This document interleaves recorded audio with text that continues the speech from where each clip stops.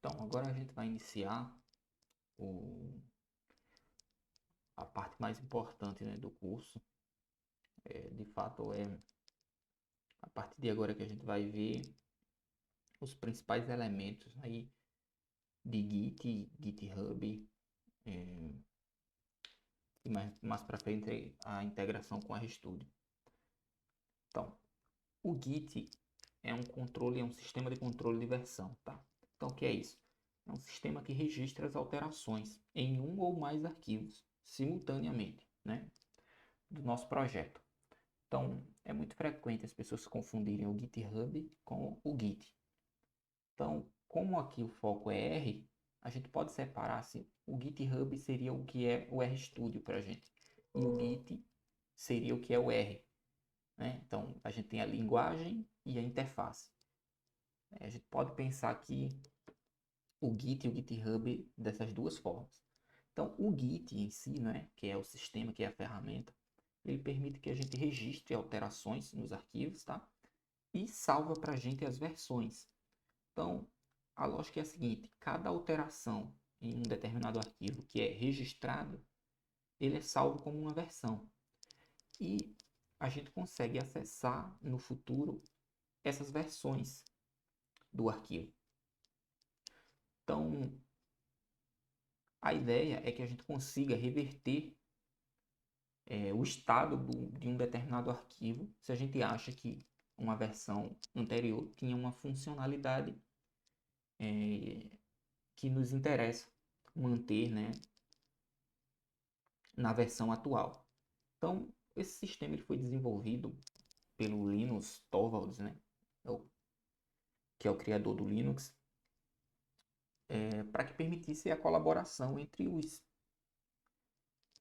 as centenas de desenvolvedores que contribuem, né, para o kernel Linux e que fosse uma colaboração produtiva, tá? Então você consegue fazer com que diversas pessoas editem o mesmo projeto, os mesmos arquivos ao mesmo tempo. É, em termos de ideia, parecido com o que a gente faz no Google Drive. A diferença é que a gente não consegue ver as alterações em tempo real. Tá? Então, qual seria a lógica? A lógica seria que um projeto em um computador A, por exemplo, no seu, e pode ter uma cópia no computador B, seria aqui um exemplo, seria o meu computador, e pode haver também uma cópia remota desse projeto em um servidor. Então a gente tem três cópias que são iguais inicialmente, mas que podem ser editadas de maneira específica, né? Então, por exemplo, a gente pode ter que a versão no computador B, com o tempo, pode ser diferente da versão no computador A, que pode ser diferente da versão que está no servidor. E o Git facilita para esses três projetos, assim vamos dizer, que eles sejam gerenciados. Tá? Então, por exemplo, se tem uma funcionalidade na versão que está no computador B e os usuários querem que essa versão diferente do computador B seja uma versão geral, né, para todos, o Git facilita. Do mesmo modo, o Git facilita que essas novas versões, essas novas alterações estejam disponíveis para qualquer pessoa que clone, né, que faça uma cópia desse projeto. Tá? Então, de maneira bastante geral, o que é o controle de versão? É o controle de cada alteração nos documentos, né, nos arquivos. Isso facilita, por exemplo, a nomeação dos próprios arquivos. Se você já escreveu o seu TCC, ou dissertação, etc., é muito comum que a gente tenha um arquivo chamado versão 1, versão 2, versão orientador, versão final 1, versão final final. E a gente fica salvando no computador dezenas de versões do mesmo projeto, né? Do mesmo arquivo. O Git facilita o gerenciamento desse tipo trabalho. Então, o que é que a gente consegue fazer? Sempre vai ter uma versão atualizada, a última versão, e as versões anteriores que vão ser salvas. Elas vão ser salvas para históricos. Vão poder ser resgatadas, né, a qualquer momento, é, já que a gente pode comparar as mudanças entre a versão atual e as versões antigas, e mantendo a versão atual como um arquivo único, tá? E não renomeando o arquivo. A gente vai entender como isso funciona mais para frente. Então, como é que a gente faz para iniciar um projeto com o Git? Bem, o Git, ele é um sistema de computador e ele precisa ser ativado no seu projeto.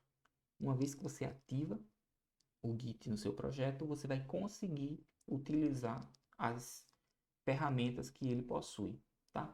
Então, há duas formas aqui da gente criar projetos e iniciar o Git. A primeira seria criar um projeto e iniciar o Git nele.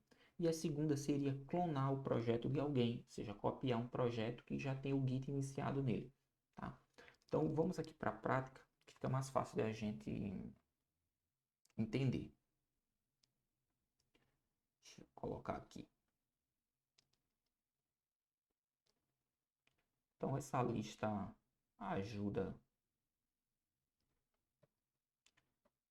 a gente guiar a nossa prática.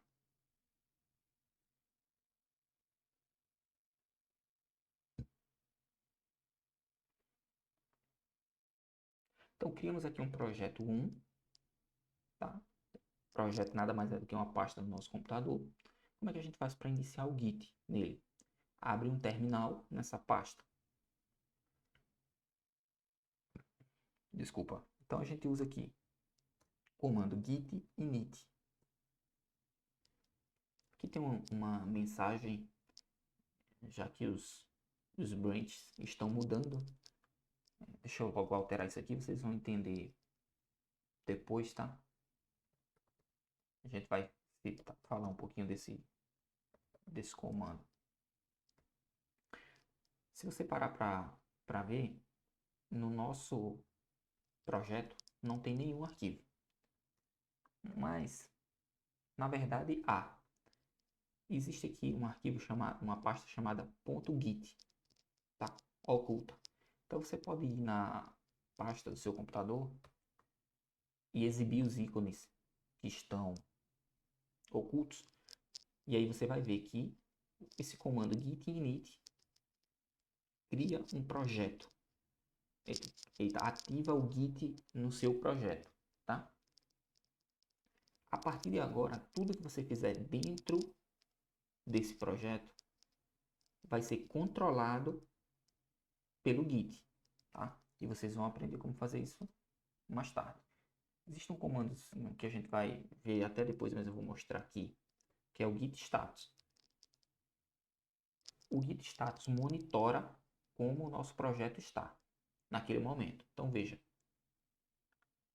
na branch main, né?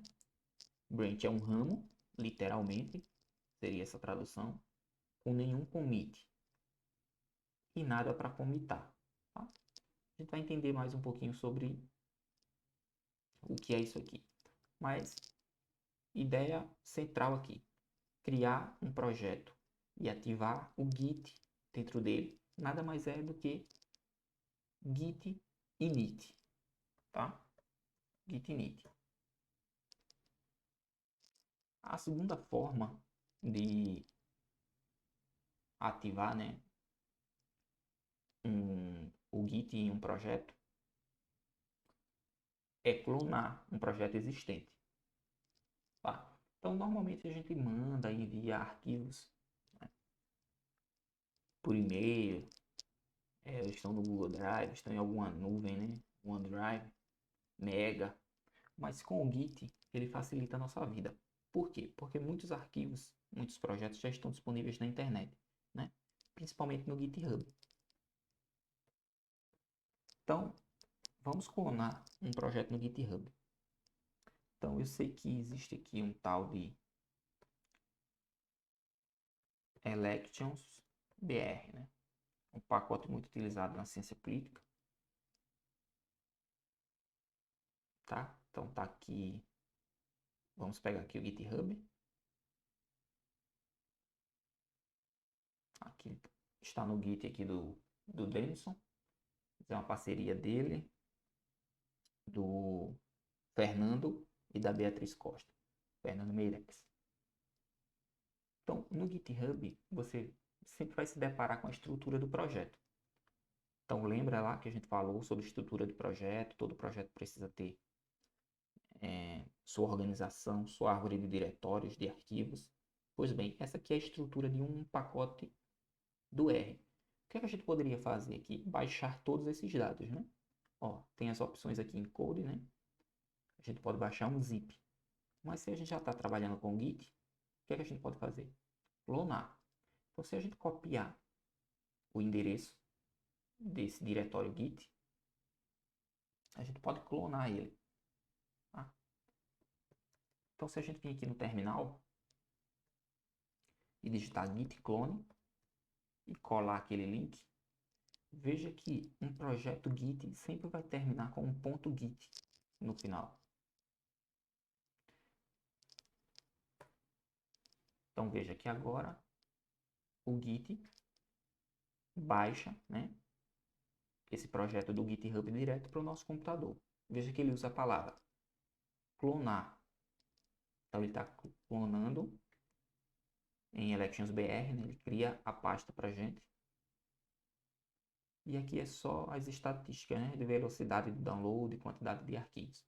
Veja que na nossa pasta a gente tem agora um projeto ElectionsBR com todos os arquivos.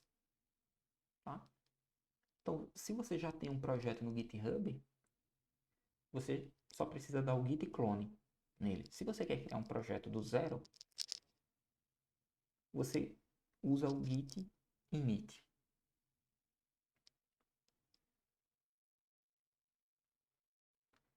Então, vamos voltar para o nosso slide. Então, a gente conseguiu aqui finalizar a lista 1. Vamos falar um pouquinho aqui sobre a área de stage. Né? O que é a área de stage? Bem, quando a gente está gerenciando arquivos em um projeto do Git, o Git passa a rastrear as alterações. Então, ele passa a rastrear todos os arquivos e o estado ou status atual de cada arquivo. Então, a gente vai ter arquivo editado, arquivo que não foi editado, arquivo que já foi enviado para o stage, né? E arquivos que não foram enviados, né? Então, vamos pensar aqui o seguinte. Quando a gente está adicionando arquivos com o Git, né, ele vai estar no diretório de trabalho. Ou seja, os nossos arquivos estão no diretório de trabalho o tempo inteiro. A gente pode pedir para o Git rastrear esse arquivo, tá? O Git só vai rastrear os arquivos que a gente indicar para ele que ele faça isso. E se a gente quiser que esse arquivo seja mantido em sua versão mais atual, a gente comita ele, tá? Então vamos parar aqui para observar o que é essa área de staging. Veja que no nosso projeto 1, nós não temos nenhum arquivo. Se a gente digitar git status, ele vai dar a nossa área de stage. Tá? E ele está dizendo que não tem nada para fazer. Vamos supor que a gente cria aqui um arquivo .r nessa pasta. E vamos executar de novo git status. Veja que a mensagem mudou. Então, no branch main, né, nesse ramo que você está, que é o principal, pode ser master também, é muito comum se encontrar, porque era a nomenclatura antiga. Você não tem nenhum commit, mas você tem arquivos que não foram rastreados ainda. E o Git já diz aqui pra gente, use git add para incluir esses arquivos. Tá? Então, se você quer que esse arquivo seja rastreado, pelo Git, você vai adicionar esse arquivo. Então, ele está aqui na sua área de trabalho, por enquanto. Na sua área de trabalho, desculpa. Mas ele não está sendo rastreado pelo Git. Então, ele não está no staging ainda. Tá? Se a gente adicionar Git, deixa eu criar um outro arquivo aqui.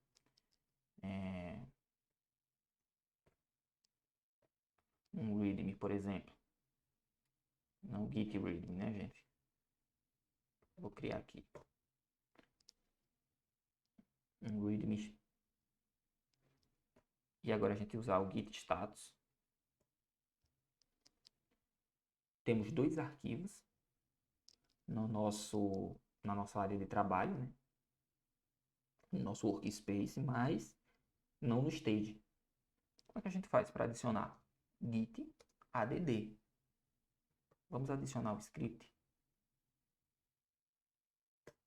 Então, git add o arquivo. Como é que fica a nossa área de stage agora? Então, veja que agora esses arquivos estão no stage. Esse script.r, mas não o readme. Veja que agora ele fala que a gente pode usar o git rm para instage, né? Instage, para retirar da área de stage. Então, agora toda alteração que eu fizer nesse arquivo, new file, ela será rastreada. Então, essa aqui é a área de stage. Por enquanto, a gente não colocou ele ainda no repositório, por assim dizer, né? Na nossa versão final. Mas a gente já apresentou aqui o git status e já apresentou o git add, ou git add, que é para adicionar um arquivo. Por fim, o último comando aqui de gerenciamento básico do stage é o commit. Tá? O que é que o commit faz? Ele salva as alterações com um rótulo. Então, se a ideia do controle de versão é criar versões dos arquivos e salvar essas versões, a gente precisa de um rótulo, que seria o nome do arquivo. Lembra lá aquele exemplo que eu dei, que a gente poderia salvar o arquivo como versão final 1, versão final 2. Bem, o Git vai fazer isso para a gente, só que ele só vai deixar a versão mais atual visível. E as versões anteriores vão ficar invisíveis, mas podem ser acessadas. Como é que você faz isso? Usando o git commit. Tá? Então, deixa eu mostrar aqui para vocês. Então, a gente tem o script R na área de stage, mas ele não está ainda na versão de repositório, vamos dizer assim, na versão salva. Então, a gente pode usar o git commit com a opção "-m", que é para salvar ele com uma mensagem, né? E a gente pode dizer assim, sei lá, criação do arquivo. Já que a gente não fez nada. Você pode escrever um arquivo aqui, dizendo que foi alterado no arquivo, tá? Então, normalmente a gente escreve mais do que isso, do que esse exemplo agora, porque é para que outra pessoa consiga identificar o que você fez naquele arquivo.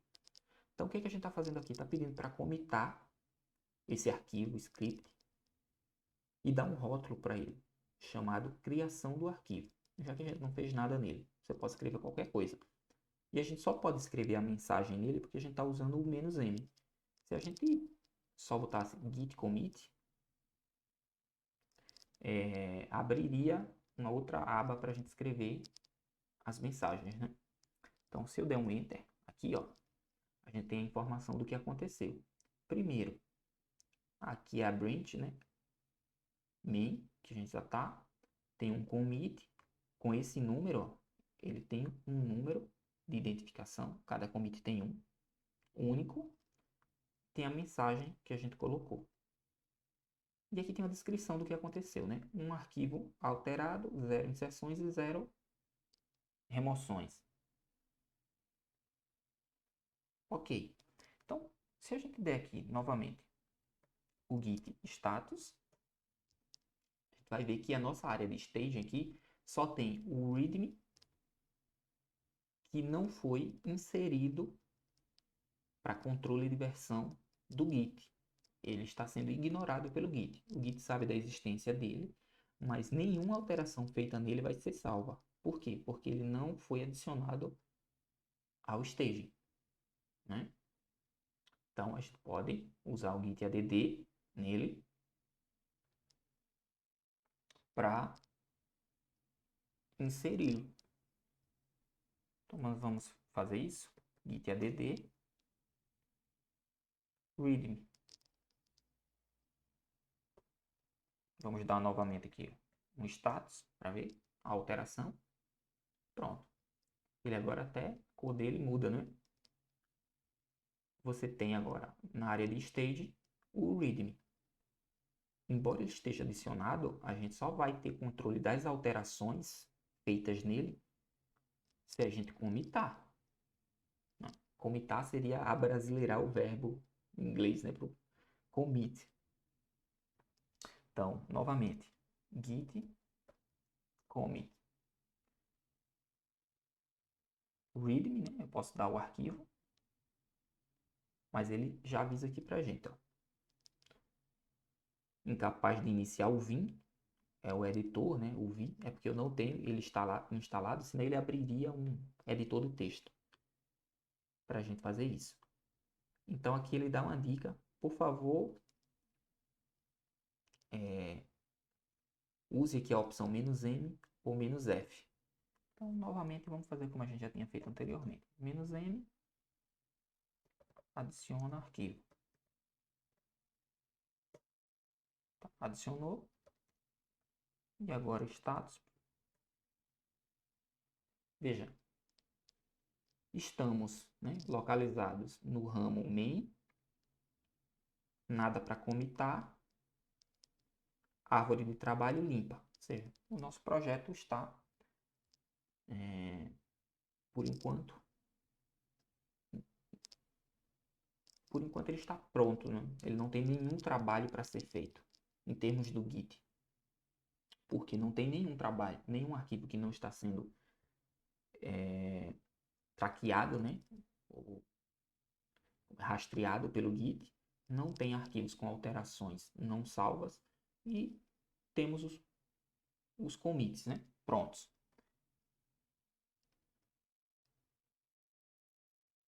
Então, essa é a ideia aqui do gerenciamento do stage, da área de stage, né?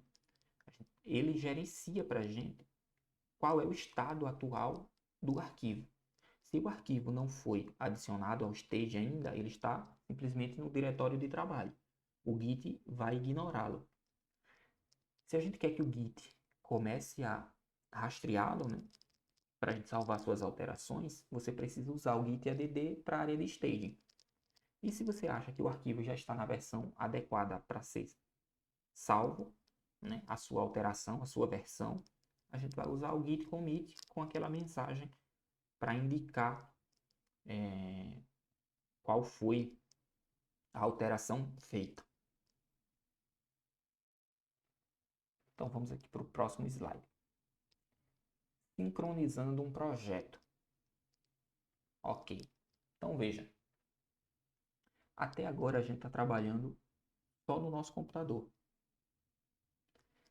Se a gente precisasse que uma outra pessoa trabalhasse nos mesmos arquivos, o que é que a gente faria? Bem, se você ainda não usa o Git, uma opção seria mandar os arquivos por e-mail ou por nuvem, e a outra pessoa baixaria os mesmos arquivos e trabalharia nele. Depois você precisaria avaliar o que aquela pessoa fez para integrar as mudanças que ela fez com as mudanças que você já adicionou enquanto a outra pessoa trabalhar, né? Ou então você vai parar de trabalhar e esperar que aquela pessoa finalize, né? Para que você possa, de maneira sã, avaliar essas mudanças. Mas o Git, junto com o GitHub, facilita isso para a gente. A gente pode criar um repositório lá no GitHub, como vocês viram no Elections. E aí qualquer pessoa vai poder clonar o repositório, se você deixa ele público, claro, você pode deixar ele privado também. E aí você colocaria privadamente colaboradores, né? Só aqueles colaboradores assinalados teriam acesso ao repositório. E isso é feito com o GitHub. E aqui é que entra a diferenciação. O Git é a linguagem em si, é o sistema. O GitHub é uma plataforma que facilita a utilização do Git e do gerenciamento remoto de projetos. Né? Então, o Git nada mais é do que um repositório remoto. Quando você coloca seus arquivos no Google Drive, o que é que você está fazendo? A gente diz que está colocando na nuvem, não é? Então, isso é remoto. No final das contas, é um grande computador, né? Um prédio inteiro cheio de computadores lá, que está arquivando os seus arquivos para você, né? Então, se você já tem a conta no GitHub, a gente vai utilizá-la agora. Se você não tem, volta no vídeo lá sobre criação de conta no GitHub para que você consiga seguir aqui a aula, né? Então veja, não existe apenas o GitHub, existem muitas outras opções, sendo a mais famosa delas o GitLab e o Bitbucket, né? Mas a gente vai utilizar aqui o GitHub. Então, o que é que o GitHub faz para a gente, inicialmente? Ele é uma cópia do nosso projeto, que está só no nosso computador, mas remota, tá? Então, é uma forma de a gente sincronizar o nosso repositório local com o repositório remoto. Quando a gente faz isso, a cópia que a gente tem no computador, que a gente vai chamar a partir de agora de repositório local, né? Ele não é mais a nossa versão principal. Por que ele não é a nossa versão principal? Porque o nosso computador pode quebrar, pode ser roubado, né? Enfim, a gente está em Recife. Ou podem acontecer diversos acidentes. E se a gente tem uma cópia remota, né, ele está na internet, a gente deveria tratar a versão da internet como a versão principal dos arquivos do nosso projeto. Até porque se uma pessoa precisa utilizar o nosso projeto para colaborar, é muito mais fácil que ele vá no repositório remoto e clone o projeto por lá. E não que a gente precise enviar a versão mais nova do nosso computador. Então, o que é que a gente precisa? Ter uma conta em um dos serviços. Aqui a gente vai usar o GitHub. A gente precisa ter um repositório local. Não é obrigatório, mas a ideia é que a gente consiga linkar uma cópia local com um diretório remoto, né, com uma cópia remota, e vice-versa. A gente pode criar a cópia remotamente e sincronizar ela com a nossa cópia local. E aí a gente vai aprender mais dois comandos novos do Git, que é o Git Push, que é para empurrar as mudanças do local para o remoto, e o Git Pull, que é para puxar as mudanças do remoto para o local, né? Então, você pode avaliar mais informações sobre seus repositórios com o comando git remote. Então, a gente vai utilizar esses comandos aqui para praticar, né? Se a gente não praticar, a gente não aprende. Então, primeiro, a nossa missão é sincronizar um repositório local com um repositório remoto. Depois a gente vai precisar usar o git push para empurrar as alterações do local para o remoto e vice-versa, né? Vamos empurrar também as alterações para do local para o remoto.